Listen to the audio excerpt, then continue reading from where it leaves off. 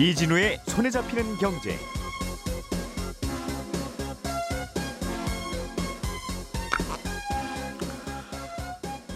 안녕하십니까, 이진우입니다. 우리나라 주식시장이 상대적으로 저평가를 받는 이른바 코리아 디스카운트를 해결하겠다면서 정부가 밸류업 프로그램이라는 걸 발표했습니다. 상장사들이 주가를 스스로 높일 계획을 내놓으면 정부가 세제 혜택 등으로 함께 돕겠다는 게 요지인데 시장의 기대에는 미치지 못했다는 평가가 나오고 있습니다. 아이를 낳은 직원은 정년을 연장해주자는 제안이 한국은행 내부에서 나왔습니다. 특정 개인의 의견이기도 하지만 경력 단절 우려와 양육비 부담을 덜어주는 아이디어가 될 수 있다는 차원에서 눈길을 끌고 있습니다. 온실가스를 배출하지 않는 청정에너지원으로 태양광 풍력과 함께 수소가 꼽히는데요. 전 세계 땅속에 갇혀있는 천연수소가 무려 5조 톤에 이른다는 미국 지질조사국의 미발표 보고서 내용이 공개돼서 눈길을 끌고 있습니다. 2월 27일 화요일 손에 잡히는 경제 시작합니다.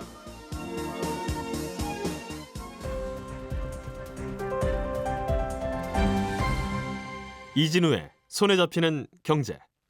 네, 오늘은 송현서 서울신문기자, 남국민 경제뉴스 큐레이터, 그리고 김치형 경제뉴스 큐레이터 이렇게 세 분과 함께 경제뉴스 들어보겠습니다. 세 분 어서 오십시오. 네, 안녕하세요. 자, 남국민 큐레이터가 준비해 오신 소식이 어제 주식시장에서 가장 관심을 끌었던 가장 뜨거운 논란거리가 됐던 맞습니다. 이른바 기업 밸류업 프로그램인데 정부가 어제 발표했어요. 예. 시장에서는 좀 실망스럽다는 평가가 많은 것 같아요. 그렇습니다. 어제 주가가 말해주는 반응이 나왔는데요. 어제 금융위가 이제 소문이 무성했던 기업 밸류업 프로그램을 공개를 했습니다. 예. 근데 시장의 반응은 설마 했는데 뭐 역시나를 넘어서 겨우 이거 발표하려고 한 달 끌었냐 이런 분위기였고 실제로 주가가 많이 떨어지면서 반응이 안 좋은 게 나왔는데 우선 이 정책이 뭔가 간단히 설명을 드리면요. 연초부터 한국 증시가 너무 저평가돼 있다. 이른바 이 코리아 디스카운트 문제를 해소해보자는 차원에서 정부에서 추진해온 정책입니다. 그러니까 지금 기업 고가는 예를 들면 자산이 100억인데 시가총액은 오히려 뭐 50억, 60억 이런 회사가 수두룩하다. 이거 뭔가 문제가 있는 거다 자본시장에. 그리고 또 한 가지는 옆나라 일본이 지금 30여 년 만에 사상 최고치를 갈아치우다 보니까 한국은 뭐하냐? 그러니까 원성이 커졌고 대통령까지 연초에 이제 한국거래소 방문도 했고 이 문제를 해결하겠다 호언장담을 했거든요. 그래서 그 기대를 모은 이 프로그램이 바로 이 밸류업 프로그램인데 이것 때문에 지난달 한 은행, 보험, 자동차 같은 것들이 뭐 주가가 20-30%씩 오르기도 했거든요. 그런데 뚜껑을 열어보니까 맹탕이다 이런 반응이 나오는 겁니다. 기업 밸류업 프로그램. 네. 발표된 내용에는 어떤 내용이 있었어요? 예, 저 어제 이제 발표된 자료가 한 20페이지 정도 나온 게 있는데 내용을 쭉 봤더니 사실 어떤 내용을 전달해 드려야 되나 싶을 정도로 좀 걱정되는 실효성이 좀 떨어진 내용이 많았어요. 그래서 요약을 하면요. 기업들의 자발적인 주가 제고를 권장한다라는 겁니다. 그러니까 상장사들이 자율적으로 자신들의 기업 가치를 평가를 하고 이거를 공시하게 하고 또 주주들과의 소통을 늘리고 공시에 대해서는 정부가 가이드라인을 제공해 주겠다 이런 내용이 들어가 있는데요. 거래소는 그럼 어떤 역할을 하냐? 분기별로 뭐 배당 수익률, PBR 같은 지표들을 공표하기로 한 겁니다. 그러니까 취지는 기업들이 이렇게 저평가돼 있다라는 공지를 기업 거래소가 나서가지고 이제 줄을 세우는 발표를 하겠다는 건데. 근데 그거는 그 계산기만 있으면 누구나 할 수 있고 다들 알지 않나요? 맞습니다. 그러다 보니까 투자자들이 한국 기업 저평가되어 있는 걸 우리가 몰라서 지금 투자를 안 하는 걸로 보이냐. 그러니까 검색하면 지금 다 나오는 자료들이기도 하거든요. 자료들이 새로운 수치인가 봤더니 PBR, PER, 배당 수익률 이런 거더라고요. 그래서 사실 이거에 대해서도 조금 실효성에 대해서 의문이 제기가 되고 있고 또 한 가지 어제 많은 기사들은 세제 혜택 제공한다. 기업 가치 높이는 기업들에겐 세제 혜택 제공한다. 이런 내용이 있었는데 어떤 인센티브가 있나 봤더니 일단은 기업에게 주가를 올리려고 노력한 기업들에게 기재부 장관이 표창장을 주고요. 이걸 받으면 거래소와 증권사 홈페이지에 띄워주고 모범납세자 선정에도 우대해주고. 어제 세제 혜택 지원이라고 나왔는데 원문에는 세정 지원이라고 나와 있어요. 그게 왜 그런 것 같은 세제 행정상 지원이라는 건데 세금 자체를 깎아주기는 어렵고. 그렇습니다. 그래서 어제 세제 혜택에서 법인세 깎아주나 봤더니 법인세 감면 컨설팅을 우대해주고 부가세 환급도 컨설팅을 해주고 모범납세자 선정도 우대해주겠다. 그러니까 세제 행정 지원인 거지 나라 돈을 들이는 건 아니다라고 볼 수 있습니다. 사실 기업의 주가가 잘 안 오르는 거에 대해서 정부가 뭘 강제할 방법이라는 건 없는지도 몰라요. 그렇죠. 전 세계에서 그게 되는 나라도 없고 네. 그러니까 일본 정도가 이제 원래 그 나라 문화가 그러니까 엄포를 놓을 수는 있어서 네. 자꾸 이런 식으로 내려가면 저희 거래소도 뭔가 결단을 해서 퇴출시킬 수도 있어요. 맞습니다. 뭐 이제 그런 얘기를 했는데 아마 실제로 퇴출을 하면 소송 붙고 난리는 그렇죠. 나겠죠.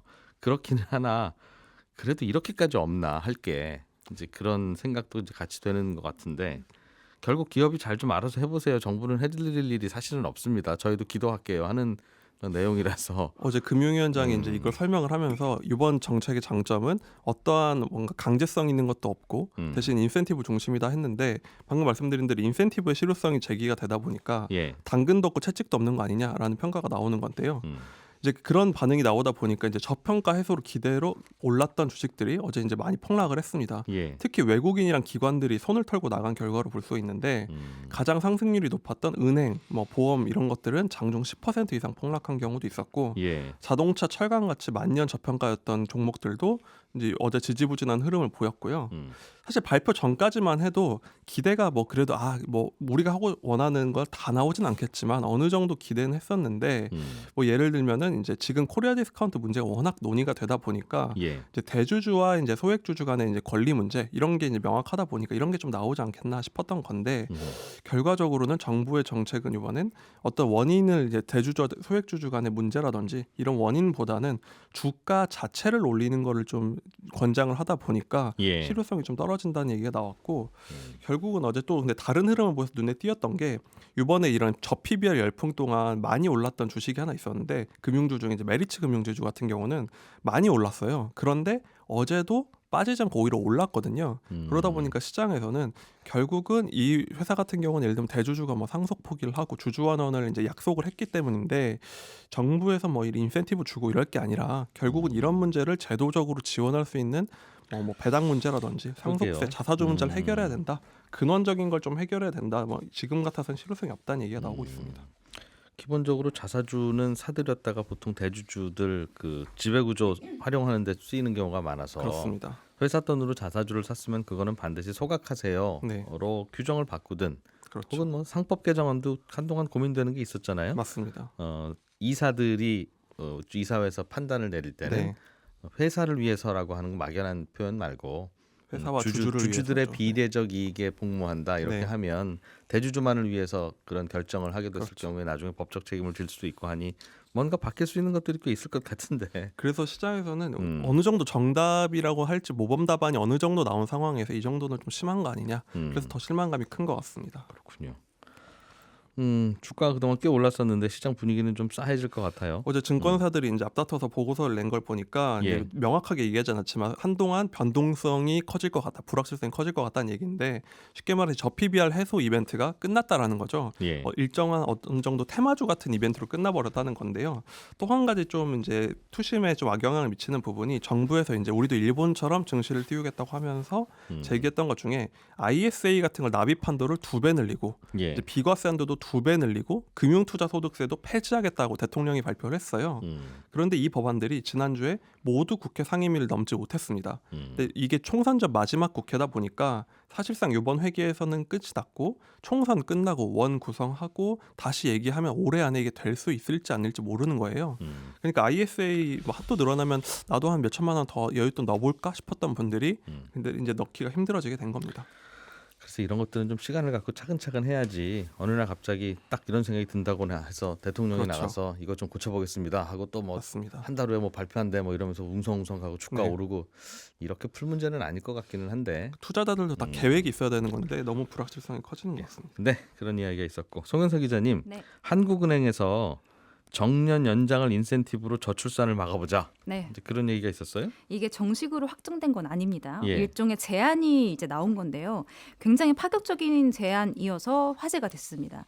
최근에 그 한국은행의 이 월간 내부 소식지인 한은소식 2월호에 현재 인사경영국 부국장의 기고문이 실렸거든요. 네. 근데 내용을 보니까 직원 중에 아이를 출산한 직원에게는 정년을 연장해주는 방식을 도입하는 게 어떻겠냐 이런 내용이었습니다. 그러니까 요새 취직을 입학을 하는 연령도 좀 높고 출산 연령도 계속 높아지고 있잖아요. 예. 그렇다 보니까 이제 40대에 들어섰는데 아이가 고작 한두 살인 겁니다. 그리고 아이 교육비가 한창 들기 시작할 때는 정년퇴직 시기가 오는 거죠. 그렇다 보니까 뭐 둘째나 셋째 출산은 상상도 하기 어려운 그런 환경인데, 그러니 이제 아이를 낳고는 싶은데 혹은 더 낳고 싶은데 양육 부담이 큰 직원들을 위해서 이 정년을 좀 연장해주는 혜택을 주는 게 어떻겠냐라는 게 이제 주된 내용이었거든요. 정년퇴임 하려다 보니까 아이가 고등학교 1학년이야 뭐 이런 경우도 있다는 거죠. 네, 그래서 여러 가지 이렇게 사례를 들면서 이런 이 제안을 했습니다. 야. 최근에 사실 부영이 1억 원의 이 출산지원금을 이제 내놓는 것처럼 네. 기업이 저출산 해소와 관련해서 어떤 역할을 좀 할 수 있지 않겠냐라는 예. 취지에서 나온 아이디어예요. 근데 물론 요새는 사실 만 60세라는 이 전년퇴직 시기를 다 채우는 것도 어렵기는 합니다. 예. 근데 그런 측면에서 이런 제안 자체가 뭐 정년이 보장되지 않는 다른 직장인들에게는 뭐 그림의 떡인 거 아니냐, 뭐 이런 사실 지적도 있긴 했죠. 정년이 보장되는 것만으로도 혜택인데. 그렇죠. 그렇겠네요. 특히 부영 같은 경우에는 그건 이제 사기업이니까 사기업의 주주들이 뭐 그런 결정을 직원들을 위해서 내릴 수는 있는 것일 텐데 네. 한국은행은 이건 본인들 돈도 아니고 나라 돈인데 특정한 기관에 대해서 이렇게 하는 게 과연 형평성이 맞을까 이런 고민들도 뭐 오죽 답답하면 이런 얘기도 나왔나 싶기도 하고. 네. 그런 지적이 사실 있는 것도 사실인데 중요한 거는 뭐 민간이긴 하지만 부영이 쏘아올린 그런 출산지원금 1억 원이 어쨌든 여러 가지 좀 생각할 거리를 만들어줬다는 데 조금 중요한 부분이 있다고 보여지거든요. 예. 일단 정부에게는 기업이 직원한테 지급하는 출산지원금을 어떤 방식으로 처리해야지 기업한테도 직원에게도 그리고 저출생을 겪고 있는 국가에게도 도움이 될 수 있는지를 사실 고민하게 만든 게 사실이고요. 예. 또 다른 측면에서는 다른 기업들도 이 저출생을 극복하는데 어떻게 기여를 할 수 있을까를 고민하게 만들었다는 게 중요한 부분이라고 보여집니다. 그래서 설사 이게 지금 당장은 좀 터무니없거나 좀 현실화하기에는 너무 앞서 나간 아이디어나 제안일 수는 있겠지만 기업들도 하나둘씩 이렇게 자발적인 방법을 좀 모색하려고 시도를 한다는 것 자체에 의미를 둘 수는 있겠습니다. 예. 많은 아이디어들이 나오고 있는데 한동안은 아이를 낳아서 기를 수 있는 어떤 환경이나 문화나 이런 걸 좀 바꿔보자 이런 얘기들이 한동안 나오다가 요즘은 네. 이거 이도저도 안 되니까 일단 돈을 좀 줘봐 그런 쪽으로 논의가 쏠리는 것 같기는 해요. 네. 부영이 쏘아올린 작지 않은 공. 예. 1억 원짜리 공입니다. 여파가 좀 있는 것 같습니다. 방위산업 분야 관련 소식. 한화 에어로스페이스라고 하는 방위산업 업체가 있는데 전투기도 만들고 네. 요즘 주가가 꽤 오르는 모양이에요. 네, 올해만 벌써 18% 상승을 했는데요. 이 시가총액도 1조 2,350억 원이 넘게 늘면서 현재 7조 8,020억 원을 기록하고 있습니다.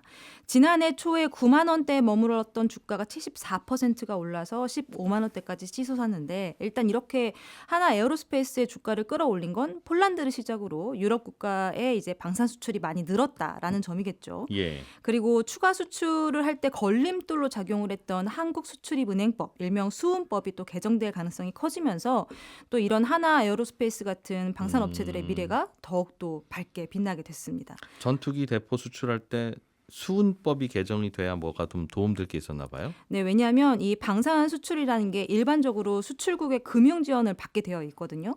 근데 현행법에 따르면 수출입은행이 이 대출자한테 자기 자본의 40% 이상은 대출을 못하도록 제한을 해왔어요. 예. 그리고 이 금액도 최대 15조 원까지 제한을 해왔었는데 이미 이제 하나 에어로스페이스 같은 경우는 2022년에 폴란드랑 1차 계약을 하면서 한도를 거의 지금 대출 한도를 소진한 상황이었어요. 근데 이번에 이제 법이 개정이 되면서 한도가 이제 늘게 됐고 25조 원까지 그러면은 추가 대출이 가능해지기 때문에 하나 에어로스페이스가 이제 폴란드랑 2차 계약한 부분들도 이제 무리 없이 진행을 할 수 있게 된 상황인 거죠. 저 전투기 다 팔고 잔금 받으면 줄 테니 산업은행이 좀 돈 좀 빌려주세요. 그래서 네. 얼마 그러면 한 20조 필요합니다. 그러면 법적으로 못 해주는데 이제 이랬었던 모양이군요. 네. 한국산 무기가 꽤 괜찮다면서요? 평가를 받는데. 네, 최근에 러시아가 이제 실질적인 군사적 위협을 계속 하다 보니까 나토 국가들이 덩달아서 좀 긴장을 많이 하고 있거든요. 그래서 예. 지금 나토 국가들은 빨리 국방력을 이렇게 높이고 싶어는 합니다. 그런데 너무 오랫동안 실질적인 전투에 나서지 않았었고 감을 많이 잃은 거죠. 그리고 국방력이라는 게 사실 하루아침에 또 성장할 수 있는 게 아니다 보니까 유럽 국가들이 더 좀 많이 불안해하고 있고요. 그래서 지금 가장 중요한 게 무기 생산을 빨리 해야 되는데 이게 또 예상보다 속도가 너무 더디는 게 이제 문제인 겁니다. 그래서 나토 내부에서는 일단 지역주의에 너무 사로잡히지 말고 한국산 무기 괜찮으면 한국산 무기라도 좀 사들여야 된다. 이런 목소리가 나오고 있는 건데 유럽산 무기를 사고 싶었나 봐요. 그래도. 근데 지금 무기 생산이 너무 느리니까요. 예. 그래서 현재는 이제 그런 뭐 한국산 무기라도 들여와야 되는 거 아니냐 하지만 뭐 프랑스 같은 일부 국가들은 자국의 무기 시장 규모가 조금 줄어들까봐 영향을 예. 받을까봐 이걸 반대하고 있기는 하지만 방산 시장에도 입소문이라는 게 있습니다. 그러니까 예를 들어서 2022년 1월에 아랍에미리트가 한국의 이 지대공 미사일이죠. 천궁2를 4조 원어치 사가기로 계약을 했잖아요. 어이구. 근데 최근에 이 인접한 사우디아라비아도 4조 4천억 원어치의 전공투를 계약한 사실이 최근에 확인이 됐어요. 예. 그러니까 같은 권역에 있는 국가들끼리 군사훈련이나 교류 빈도가 당연히 높을 수밖에 없기 때문에 예. 옆 나라가 사는 무기 그럼 우리나라도 살래 이런 현상들이 있다는 거죠. 근데 지금 방산업계를 보면 가장 큰 손님은 폴란드입니다. 그러면 이제 폴란드이고 우크라이나를 사이에 두고 인접한 루마니아도 네. 한국산 무기 도입을 지금 고려하고 있습니다.